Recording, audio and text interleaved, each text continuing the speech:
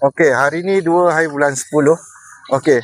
Inilah rumah burung, rumah kedai kalau kita tengok dari sini.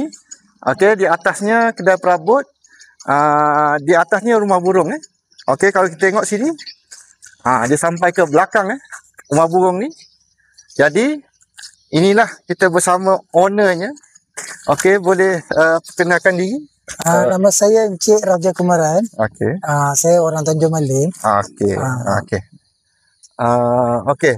Jadinya selepas 40 hari kita masuk tadi, apa Tuan Kumar tengok macam mana tadi perkembangan? Saya sebelum ini 2 tahun lepas ni saya memang ada lain orang ada buat rumah burung ni lah. Okay. Tapi tak ada apa pun pendapat saya, burung pun memang tak ada buat sarang apa pun tak ada lah. Selepas tu saya melalui Encik Rizal ni kan. Okey. Perkembangan saya dalam 40 hari ni memang sudah dapat perbezaan lah. Boleh nampak sarang burung.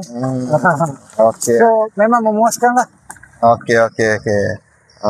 Jadinya bila kita buat cara yang betul, teknik yang betul, kita kawal musuh pun tak ada, memang dia akan jadilah.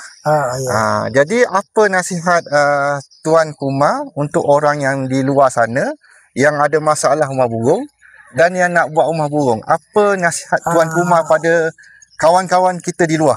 Nasihat saya untuk kawan-kawan yang luar, ini cara rumah ni buat burung ni kan. So better jumpa Encik Rizal untuk, sebab dia punya perkembangan dia memang bagus.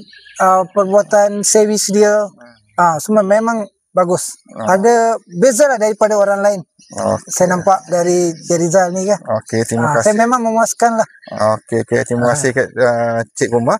Jadi apa nasihat Tuan Kumar pada orang sahabat-sahabat kita yang berbahasa India di sana? Apa nasihat dan cadangan? Boleh cakap dalam bahasa Tamil? Boleh. Okey.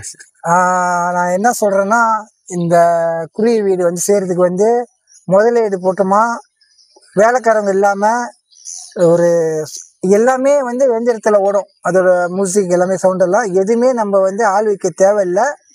அதே சமயத்துல வந்து நல்ல வருமானம் இருக்கு இதுல, இந்த மலைக்குருவி இதுல. இப்போ நான் என்ன பண்ணேன், 2 வருஷத்துக்கு முன்னே வேற ஆளை பார்த்தேன். அதுல பார்த்ததுல எந்த குருவியும் வந்து செஞ்சது இல்லை, கூடு கட்டினதே இல்லை. நான் எப்போ ரிசாலை பார்த்து ஒரு 40 நாள் தான், 40 நாள்ல அந்த வீடு எல்லாம் குருவிலாம் அவங்க எல்லாம் செஞ்சு கொடுத்தாங்க. செஞ்சு கொடுத்ததுல இன்னைக்கு கூடு நல்லா கட்டி குருவி இன்னைக்கு வந்து தங்கி இடம் வந்து கூடுங்கள் கட்ட ஆரம்பிச்சிருச்சு. இது வந்து ஒரு நல்ல வருமானம். ஒரு தடவை தான் முதலீடு, வருமானம் மாசம் வந்து நல்ல வருமானம் கிடைக்கும் உங்களுக்கு.